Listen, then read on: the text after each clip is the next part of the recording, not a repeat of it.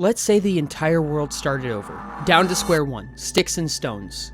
Wherever you go, people are starving, struggling to survive, one way or another. You're doing a decent job for yourself though. In fact, you're well equipped to take on just about anything. You have plenty of food, a secret base that nobody has discovered yet. You've honed your skills in the wastelands and you're properly armed and equipped. Moreover, you have a strong standing with some of the most powerful groups in the world. Maybe you could sway them a bit. Now the responsibility is in your hands. Do you try to bring civilization back to what it was before, or do you start from scratch? Restart with a new system.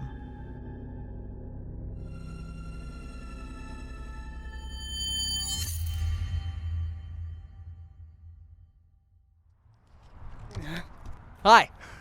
Thanks so much for letting me borrow your screen. I think this world kind of sucks, so let's build a new one. The Fallout TV show has been released and gives us a wonderful visual of what life is like in this old new world. Cities have been converted to deserts, the rich have found shelter underground in cultish environments, and violence has become nigh essential. These wastelands have gained new rule in the way of large institutions, though a fight for power is tense. But there's many forces at play here. First of all, some portions of the world have potentially survived. Civilization is attempting to reproduce, but there's technology unseen being developed in this new world. Everything has changed. If you're new to the Fallout universe, there's a couple of important things you'll need to know. Visualized in the show, nuclear war has leveled what used to be massive urban civilizations. Specifically, we follow the residents of the United States. This war was between three nuclear forces, the aforementioned United States, China acting as their largest adversary, and the Soviet Union of Russia. We watched this take place in the year of 2077, preceding a very tense Cold War followed by, well, a nuclear exchange. Before we get into the rest of the world, let's talk about what happened in the show.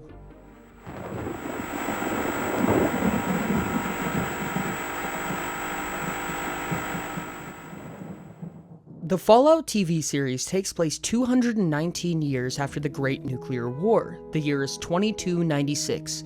We start off in Vault 33. The vaults, for anyone who doesn't know, are a series of underground bunkers that were designed before the war, though the initial intentions behind their design is questionable at best. Though they did, in fact, keep their residents safe, it's very obvious that they shelter the tenants from the truth of the greater world at play. In the show, we see a grand naivety shared between these members. They are painfully optimistic, talking about how they plan to fix the world, obviously unaware of what's really going on above the surface. There are many vaults to take into account, but we'll focus on 33 for right now. The way these members have chosen to go about their lives is odd. For instance, marriage is seemingly not selected by their participants, rather it is selected for them. They regularly try to spread this false sense of positivity. After being ambushed by a company of unsuspecting raiders, their lack of knowledge truly shines through. This attack devastates them like no other, but more than that, it shed light on what the world really looks like beyond these concrete walls. Rather than executing or exiling these raiders, the leading party of the Vault has decided to hold them and attempt to rehabilitate them, of course with no success. I'm not necessarily here to break down the plot of the show, but I am excited to talk about the contrast of cultures here, specifically the cultures developed by devastation. I find it important to mention, the vaults were not available for everybody, they were specifically for the wealthy. In Fallout 3 and 4, we also play as surviving vault dwellers, given not everybody inside always made it out alive in those games. That's to say, these vaults aren't necessarily impenetrable. I think it's easy to say that these people are burdened by privilege. They're unaware of what it means to truly put work into survival. Though life even here is rather inhospitable in comparison to our day-to-day lives, they are being pampered by their concrete box. But let's pause here and meet our next bit of culture.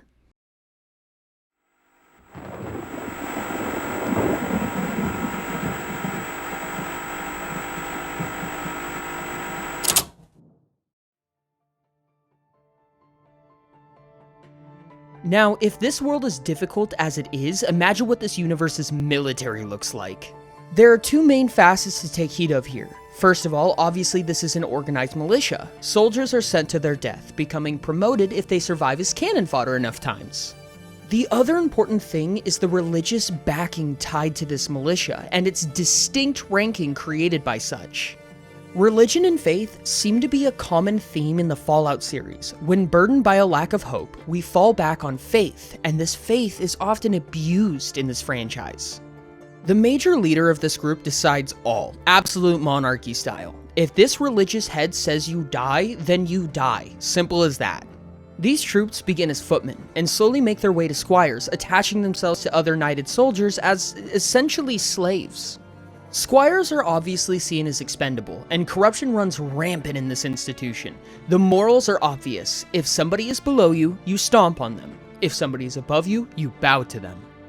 Though corruption and a need for control is so obvious, this seems to be one of the most organized groups in the Wasteland. As terrible as it is, a singular leader and a well-defined hierarchy allows a group to act in synchronized steps. This is somewhat exemplified by how well equipped these people are. Now, in the shows, they are squandered a decent amount, but regardless of their rebellion or hubris, they have one of the most powerful pieces of equipment known: power armor. If we fall back to the games for a second, power armor is the prized gem of this series. It's literally the most powerful equipment you can get your grubby little mitts on. In fact, it's so powerful that it requires a fusion core to be used. A fusion core is enough to power an entire vault, much like it did for Vault 4. Simply put, the Brotherhood is organized, equipped, and oppressive. They may not have the numbers to take over the world, but they sure have the drive to do so. Now, across all of the installments of this franchise, we see a lot of different groups over the years following the war, and honestly, that's like the best part. In Fallout 76, not even 3 decades later, we're sanctioned to secure an arsenal of nuclear weapons. And this is the next greatest force: the greater minds behind the vaults.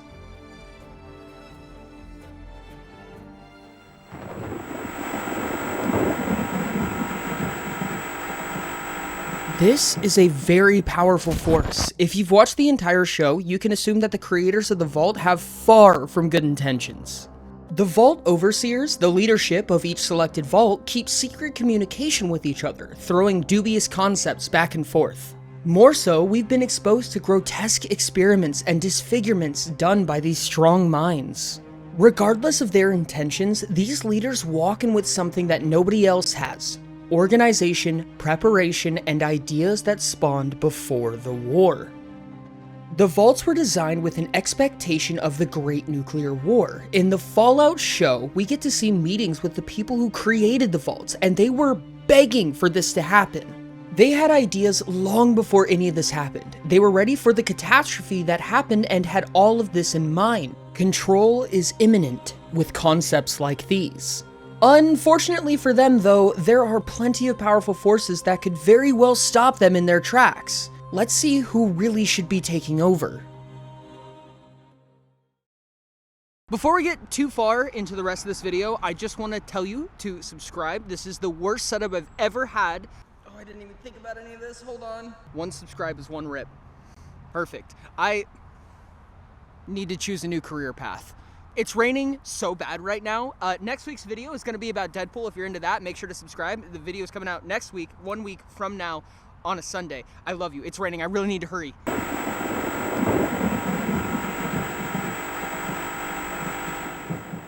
In the beginning of this video, I mentioned something, specifically 3 things: the United States, China, and the Soviet Union. So far, we've only talked about the US. If we zoom out a bit to see the bigger picture here, we'll see that this conversation gets even more complicated. Over the course of the games and the show, we've gotten a pretty decent look at some of the greater powers, even what's happened over the course of centuries. That is, in one country. In this universe, there are 3 nuclear powers at play here, and these weapons have been dropped not only there, but several other countries as well. The game does seem to consider nuclear winter, so even countries that weren't immediately affected by detonation did suffer climate consequences. For anybody who doesn't know, nuclear winter is essentially a massive drop in temperature caused by gases produced from the nuclear weaponry preventing heat from penetrating. The exact implications of this is a topic for its own video, though the greater point here is that it will cause global devastation. So why does this matter? As interesting as it is to watch these grand powers fight for control and their own means of the new society, there's more to consider here. The bridges have not been built yet, but when they do, the implications are massive. Let's go back to our initial question.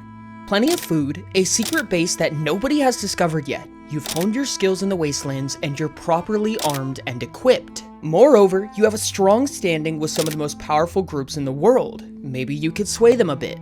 Now the responsibility is in your hands. Do you try to bring civilization back to what it was before, or do you start from scratch? Try again and restart with a new system. Now, let's get even more specific and say that you are deep within the heart of the US, where most of the Fallout media has taken place. As you begin to grow and develop a new civilization, whether that be in the way of democracy or absolute monarchy, your organizational skills will become pivotal. Once civilization reaches a point of grand transportation, being able to cross seas or soar the skies, you'll have a new issue to deal with: international relations.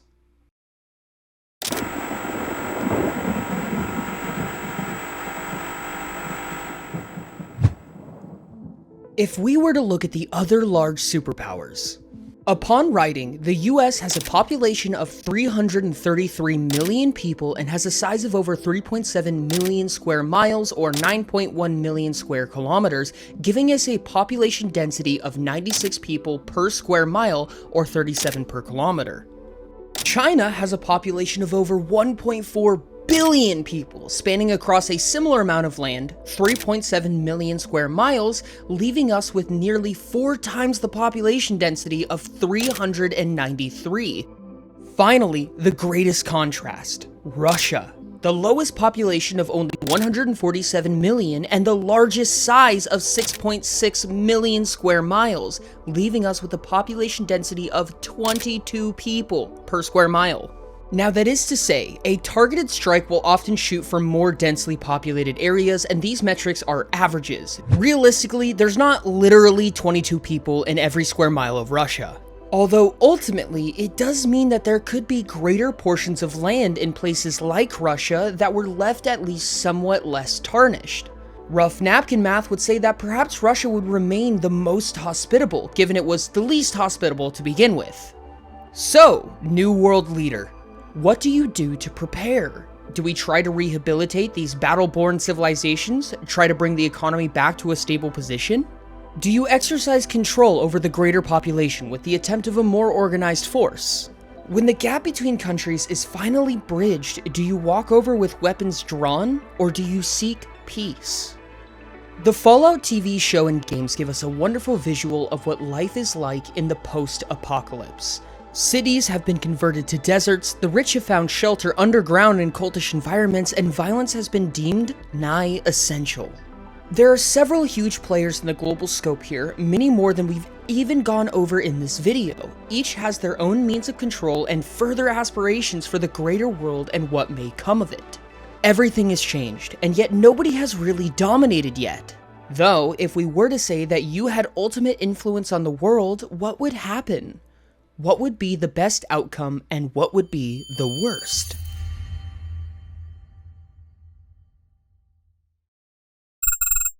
Thank you so much for watching this video. It is still in fact raining, so I'm gonna have to go really fast with this. I love you so much. Make sure to check out one of these 2 videos, either the video or the playlist, to go ahead and check out something else on my channel. I bet you'll like it. I know you'll like it. YouTube told me you'd like it! Thanks.